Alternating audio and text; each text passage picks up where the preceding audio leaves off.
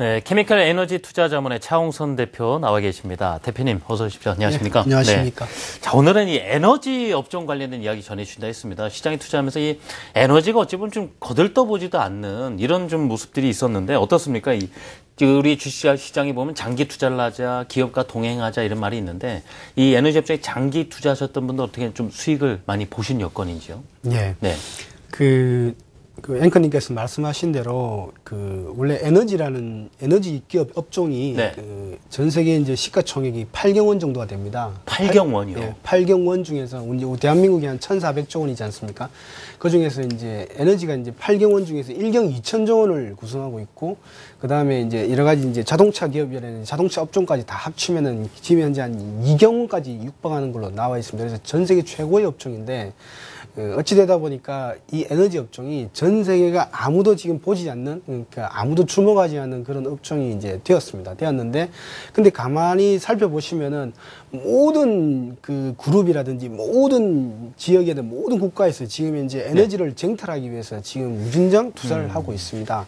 그래서 아까 첫 번째 말씀하신 장기 투자가 효과가 있었느냐에 대해서 요약해서 말씀드리면, 그림을 보시면은 미국의 이제 석유업종 대표 기업의 추이인데, 주가 추이인데. 몇 년간의 추이입니까? 예, 23년 동안의 추이입니다. 23년, 짧게 23년인데, 원래는 길게 보면은 1907년도부터 이제 그림이 쭉 나옵니다. 그런데 이제 그냥 짧게 한 23년을 보면 이제 6배가 올랐습니다. 그러니까 약 500%가 주가가 올랐는데, 보시면 알겠지만은, 그림 보면, 그러면 내가 만약에 투자를 했으면, 6배가 수익이 났겠구나. 이제 90년대 투자를 했으면. 예. 그런데 보시면 알겠지만, 진폭은 있었지만은 결국은 6배가 났다는 거죠. 그렇군요. 보시면 알겠지만, 92년도하고 94년도 사이에는 지금 우리 미국 금리 인상 말 많지 않습니까? 금리를, 우리 미국 연준에서 올릴까 말까 많은데, 3%에서 6% 올릴 때 주가가 내려갔고, 그 다음에 2001년도에 불황이었고, 1998년도에서 미국의 금융위기, 유럽의 금융위기 있었지만은 결국은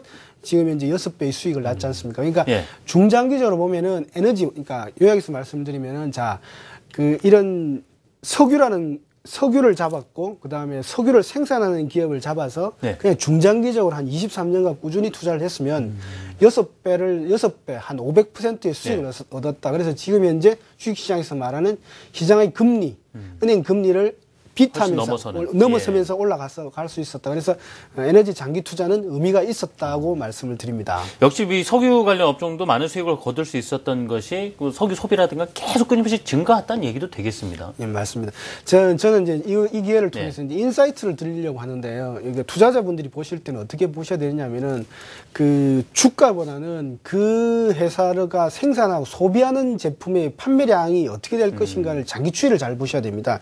이게 뭐냐면 1965년도부터 한 2011년도까지 40년간의 그림인데, 보시면 알겠지만은 미국의 그 중동발 위기, 유가가 올라가면서 석유 수요가 감소하는 위기를 제외하고는 꾸준히 증가하는 모습을 보이지 않습니까? 그러니까 이런 모습이 나와야 됩니다. 그래서 그때 이제 석유가 보면은 1907년도에 포드가 자동차를 개발하고 대량 유전이 터지면서 낮은 가격에 석유를 생산하고 석유차가 나오면서 전기차를 압도하면서 이렇게 100년간을 지배를 했는데, 이런 석유 소비가 꾸준히 올라가는 그림이 나오면은 이게 장기적으로 이 기업과 동행을 하면은 꾸준한 수익을 얻을 수 있겠구나 하시면 좋을 것 같고, 그러니까 지금부터 보실 때도 에너지원을 보실 때라도 여러 가지를 보실 때 이렇게 판매량 추이를 유심히 볼 필요가 있다고 봅니다. 그러니까 지금까지는 뭐 석유의 장기 투자만 했어도 수익률이 상당히 좋았겠습니다만은, 그렇다면 오늘의 포인트가 되겠는데요. 지금부터 장기 투자를 한다라고 봤을 때는 뭐 어디에 투자를 해야 되는가 하는 부분이거든요. 맞습니다. 앵커님께서 말씀하신 대로 딱 요약해서 말씀을 드리면은 지금은 혼돈의 시대입니다. 제가 볼 때는 한 3년에서 5년간은 굉장히 혼돈의 시대에 들어갈 것 같습니다. 우리가 흔히들 보면 격언 중에 이런 말 있지 않습니까? 용호 상박이라고 그러지 않습니까? 용과 호랑이가 싸운다는 국민이지 않습니까? 엎치락뒤치락이죠. 예, 엎치락뒤치락 싸우는 거죠. 그래서 석유가 낮은 가격을 통해서 100년을 지배했는데 다시 전기 자동차가 지금 도전을 하는 격이지 않습니까? 호랑이가 덤비는 격이고요. 그 다음에 여태까지는 석탄 발전이라든지 원자력 발전들이 전 세계를 지배한 2천조 원의 시장이었습니다. 그런데 지금 이제 석탄 발전과 원자력 발전을 대체하기 위해서 뭐가 들어왔습니까? 태양광 발전하고 풍력 발전이라든지 이런 게 ESS 전기 자동 저장 장치라는 게 들어왔지 않습니까? 그래서 지금 현재는 그 낮은 가격을 만드는 전통 에너지와 예. 그다음에 친환경에서 각 유럽이라든지 이런 미국에서 밀어주고 특히 유럽에서 차세대 밀어주고 에너지들 있죠. 이제. 그러니까, 예. 그러니까 힘이 약한 약간 살짝 예. 힘이 약한 유럽이 밀어주고 있는 친환경이 이렇게 겨루고 있는 국면. 그래서 불확실성의 국면이라고 보여집니다. 예. 그래서 유가가 지금 많이 빠져 있는 형태고요. 그다음 가스 가격도 빠져 있고 말씀드린 대로 이제 여러 가지 또 전기 자동차에 대항하기 위해서 이런 쉘 가스라는 쉘 오일이 많이 개발이 됐었고요.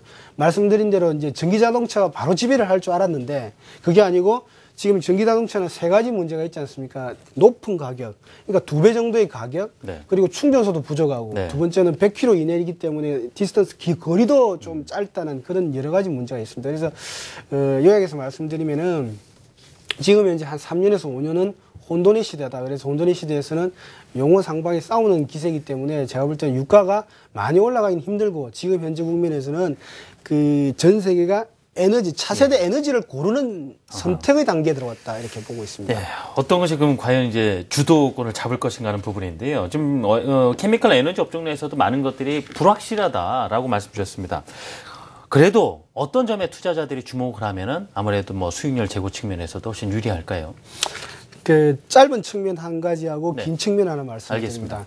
오늘도 흔히들 보면은 지금 미국 같은 경우가 0.4% 빠졌던 이유 중에 하나가 미국이 주가가 버블이 아니겠느냐. 그래서 미국의 FRB가 지금 이제 금리 인상을 하지 않겠느냐는 그런 설왕설래가 많은데 한번 보시면 미국의 금리는 두 가지를 보시면 될 것 같아요. 예. 우리가 한 20년 동안에 92년도부터 94년도에 보시면은 미국의 금리가 3%에서 6%로 올라갑니다. 미국의 FRB 금리가.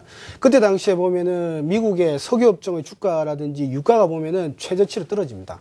그때 당시에 보면 한 13달러 이렇게 떨어진 게 앞에 그림이 나와 있는데 그래서 확실히 금리를 올리게 되면 94년도에 충격을 받았고요.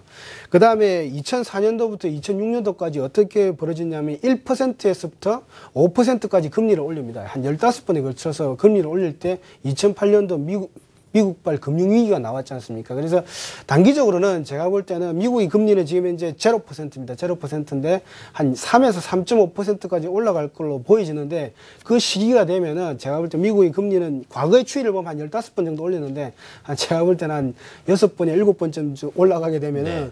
무엇이든지 이머징이라든지 이런 데에서 돈이 빠져나가는 예. 트렌드이기 때문에 일단은 석유 업종, 에너지 업종도 약간 충격을 조금 받을 것이다 이렇게 보고 있고요. 그게 단기적으로 말씀드리고요. 단기적인 것이고 중장기적으로는 이 그림이 제일 중요한데요.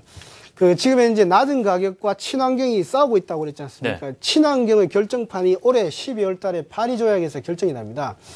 2020년까지는 지금 현재 많은 그런 친환경 차를 육성하고 이런 태양광이나 풍력을 육성하는 것에 대해서 유야무야했습니다.